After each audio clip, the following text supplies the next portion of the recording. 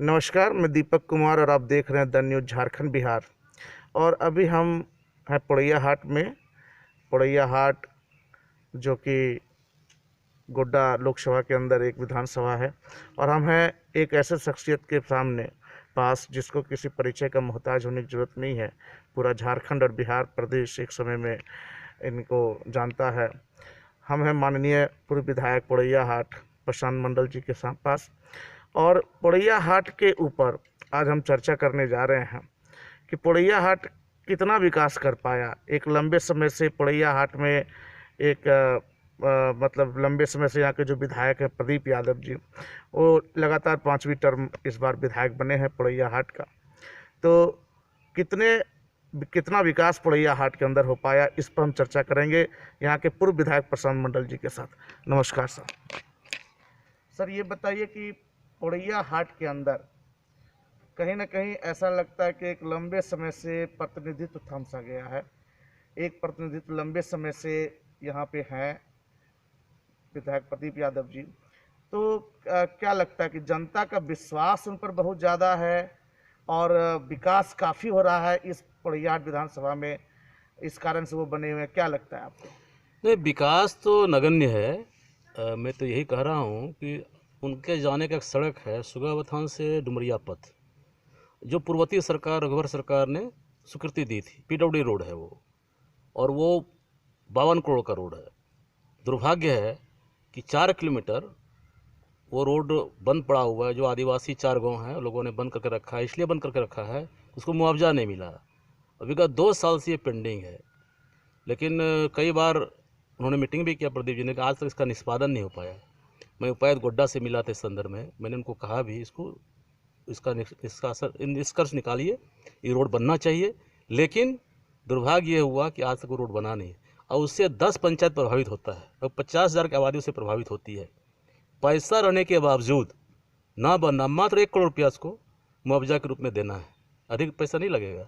लेकिन 1 करोड़ राशि ना मिलने सरकार से वो काम बंद है, और इतने लोग प्रभावित हैं उससे। इतनी दिक्कतें होती है बरसात में, लगता है पुनः इस बार ये बरसात भी उसी रंग से लोगों को कष्ट उठाना पड़ेगा। फिर लोगों को कष्ट और इसमें मैं सबसे दोषी मानता हूँ प्रदीप जी को। सरकार बने हुए लगभग 1.5 साल होने को चला, और अपने को दबंग विधायक बोलते हैं। सभी लोग जानते हैं इस चीज़ को। लेकिन दुर्भाग्य है पोड़ैया विधानसभा का, पोड़ैया क्षेत्र का, कि ये विकास से वंचित रहता है। जिसका उदाहरण आप सुगावथान टू डुमरिया पथ देख रहे हैं, और संजोग से उनका गांव भी पड़ता है, बोहरा गांव उसी रोड में पड़ता है।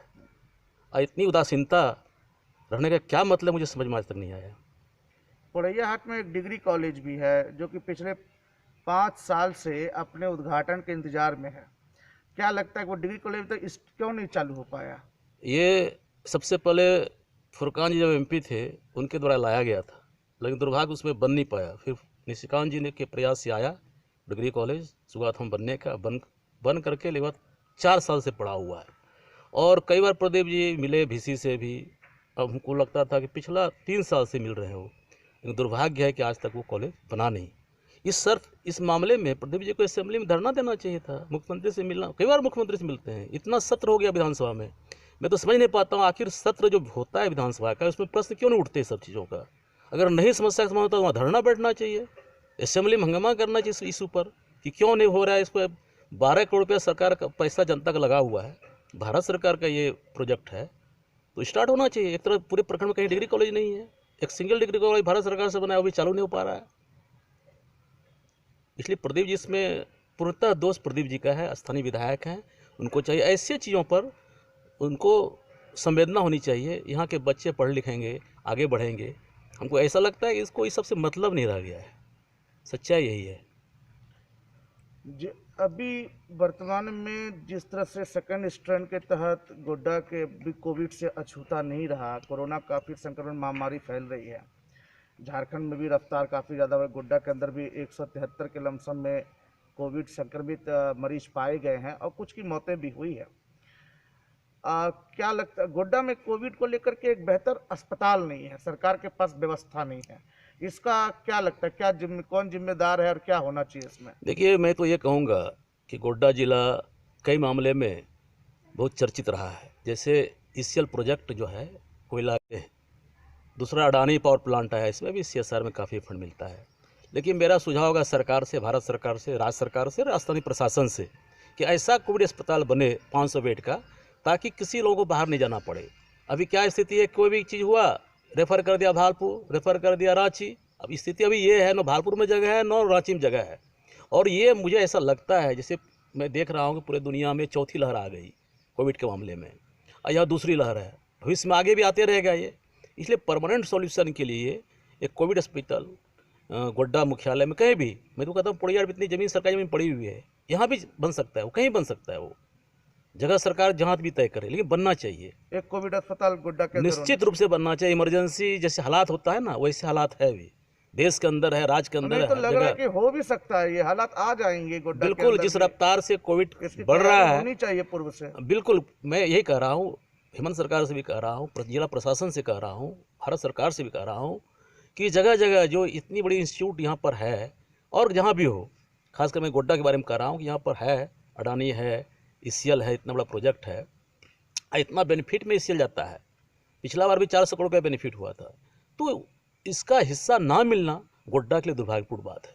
और यहाँ छोटा छोटा मामले को लेकर के रेफर होता है भागलपुर, ये दुर्भाग्यपूर्ण बात है। एक अच्छा हॉस्पिटल तो भले ही बनना चाहिए था।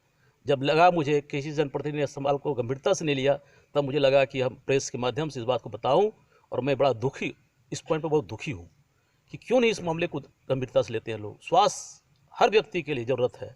आज DC बीमार पड़ेंगे, आज कोई जज बीमार पड़ेंगे, कहाँ जाएंगे? तत्काल तो गोड्डा हॉस्पिटल चाहिए, गोड्डा जिला हॉस्पिटल चाहिए।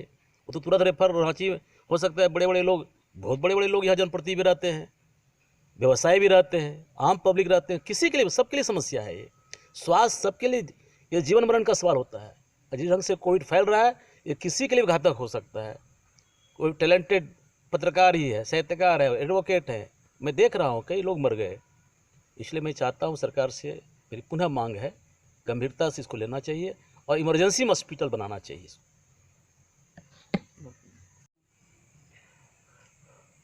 राज्य की सरकार ने प्रत्येक प्रखंड में एक ITI कॉलेज की खोलने की घोषणा की कि स्थानीय युवाओं को तकनीकी शिक्षा के माध्यम से रोजगार उपलब्ध कराएंगे। अब पोड़ैयाहाट में भी एक ITI कॉलेज बन के तैयार है, लेकिन आज तक उसमें शिक्षा बहाल नहीं हो पाई, कॉलेज चालू नहीं हो पाया, भवन सड़ रहे हैं, मतलब कि उस भवन को देखने वाला कोई नहीं है। सरकारी पैसा का इस्तेमाल हो चुका है, अब तक क्यों नहीं चालू पाया? क्या लगता है, किसकी उदासीनता है? देखिए, मैं तो ये कहूँगा, ये जनप्रतिनिधि की उदासीनता के चलते इस ढंग से ITI कॉलेज यहाँ पोड़ैयाहाट में नहीं चल पा रहा है। 5 साल हो गया बना हुआ, बिल्डिंग उद्घाटन नहीं हुआ, और वहाँ अभी 5 साल से IRB कैंप बना हुआ है। तो आप समझ सकते हैं जहाँ की शिक्षा की, टेक्निकल शिक्षा की इतनी कमी है, उसके बावजूद भी भवन बन करके पड़ा हुआ है और उसको चालू नहीं कर सकी सरकार। पूर्ववर्ती सरकार भी चालू नहीं कर पाया, ये सरकार भी वही स्थिति है। दुर्भाग्य है। लेकिन जनप्रतिनिधि इसमें इसमें, आप पूर्व की सरकार को भी, रघुवर सरकार को भी दोषी मानते हैं? नहीं, इसमें अगर सरकार पिछली सरकार नहीं किया तो निश्चित रूप से दोषी होगी। क्यों दोषी नहीं रहेगा? इतना तो पैसा जनता, सरकार का खर्चा, जनता का पैसा खर्च हो रहा है इस पर। लेकिन इस सरकार, इसलिए वो सरकार बदली। ये सरकार जब बनी थी, सरकार का भी कर्तव्य बनता है ना, खासकर जब स्थानीय विधायक प्रदीप लगातार MLA हैं, असेंबली में गंभीरता से और बड़ी चर्चित तरीके से मामला को उठाते हैं, तो आखिर क्यों चालू नहीं करवा पाते ये? मैं तो कहता हूँ प्रदीप जी इसमें दोषी है। स्थानीय विधायक क्यों बनाते हैं लोग? बनाने का क्या मकसद होता है? उनका फिर चेहरा नहीं देखेंगे लोग ना, क्या क्या कर पाते, क्या आउटपुट दिया, वो चालू कराना उनका कर्तव्य बनता है। मामला असेंबली में उठाते ढंग से, क्या नहीं चालू होगा वो? ठीक है, पिछला सरकार कह सकते हैं, पिछला सरकार में नहीं थे वो, इस सरकार में थे, 1.5 साल हो गया, उसको चालू करने में क्या समस्या है? इसमें कोविड आड़े नहीं आता है, वो तो बना हुआ सब कुछ है, खाली चालू करना है उसको। इसलिए मेरा ये सवाल है बराबर, सरकार, कोई सरकार हो, मेरा ये सवाल है कि इनको गंभीरता ऐसे चीज़ों से नहीं है कि बेरोजगारों को रोजगार दें। ये गंभीरता होनी चाहिए। टेक्निकल लोग रहेंगे तो रोजगार पाएंगे।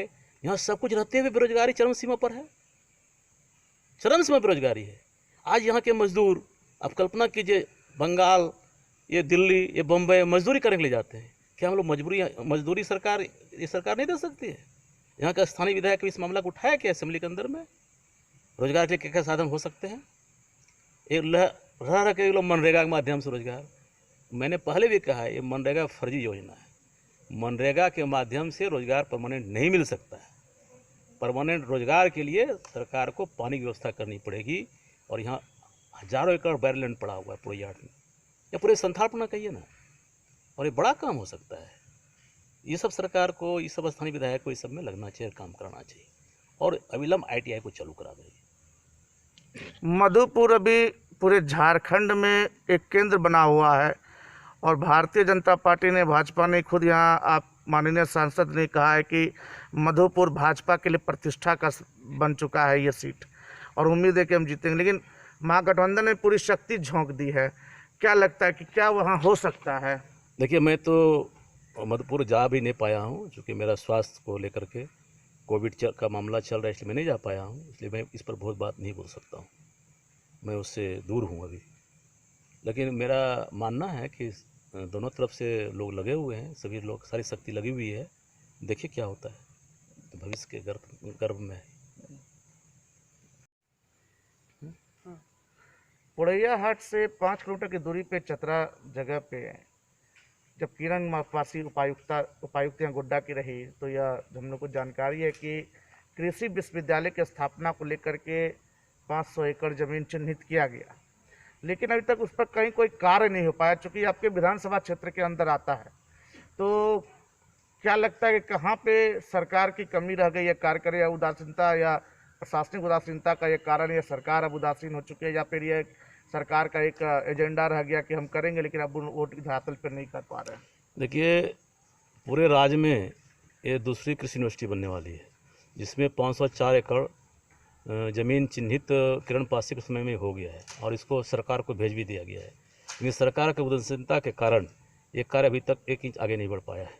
इसलिए मैं चाहूँगा राज्य सरकार से भी, भारत सरकार से भी, यहाँ के सभी जनप्रतिनिधियों से इसको गंभीरता से लें, ताकि ये सिर्फ संथालपना के लिए इकलौता ये वरदान साबित होगा कृषि यूनिवर्सिटी, और ये देश के मानचित्र पर आएगा। कृषि के क्षेत्र में एक से एक साइंटिस्ट यहाँ होगा, एक रिसर्च होगा, सेंटर होगा, और जिस ढंग से उपेक्षित है जगह, पिछड़ापन है यहाँ पर, गोड्डा जिला का संथालपना, एक उसमें 4 चांद लगेगा। इसलिए सभी जनप्रतिनिधियों को आपसी मतभेद भूल करके इसमें लगना चाहिए और इसको मुकाम पर पहुँचाना चाहिए। और गोड्डा प्रशासन से मेरी अपील है कि इसमें गंभीरता से इनको लेना चाहिए। धन्यवाद।